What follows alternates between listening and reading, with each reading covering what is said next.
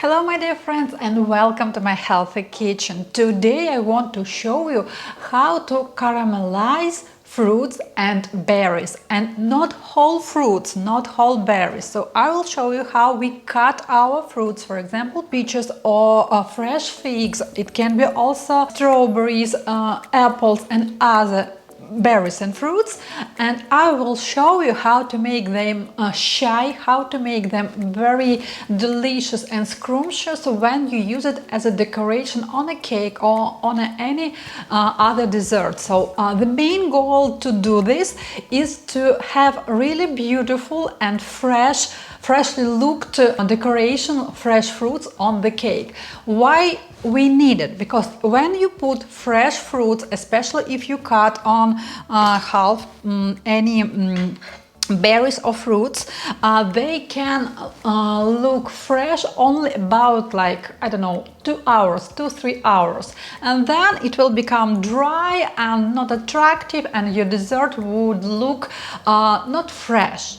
By caramelizing fruits that we cut on a few pieces, you will see that this shiny effect will last up to 2 days. It means that, for example, if you sell cakes, you can decorate your cake in the evening and deliver next day during the day.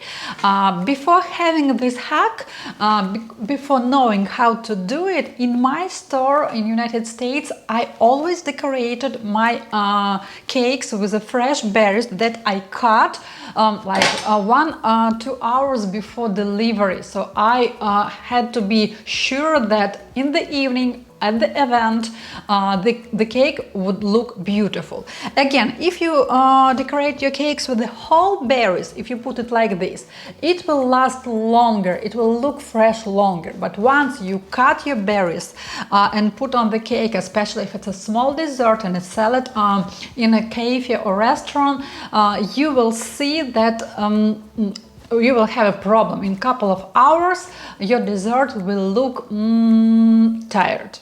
So let's get started. I want to show you right now how to caramelize pieces of fruits and berries.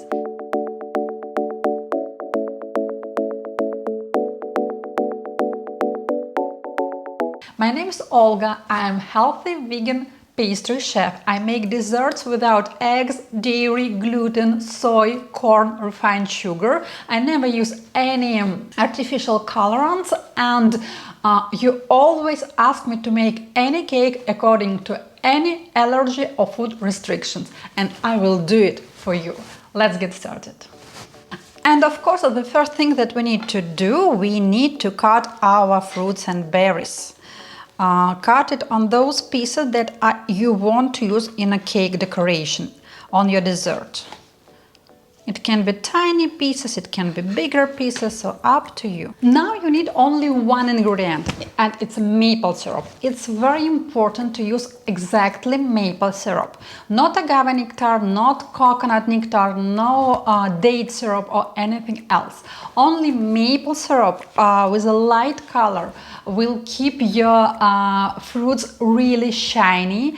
You will not have any extra aftertaste. You will not change the color of your fruits, and only maple syrup with their nutrition ingredients that they have creates this caramelized effect. So I have the highest temperature is 10, so I set 5. Then I add maple syrup. It shouldn't be a lot, but something like 1-2 tablespoons. And we just put it here. Now our goal is to stir it. As more maple syrup you add, as more caramelized effect you will get. You can put definitely more maple syrup, and you can even get a crunchy effect from the caramel, yeah? But I don't have this goal right now. My goal is to create really shiny berries and fruits on my dessert that will last 2 days. You can see that each piece is already covered with maple syrup. This is what we wanted to achieve.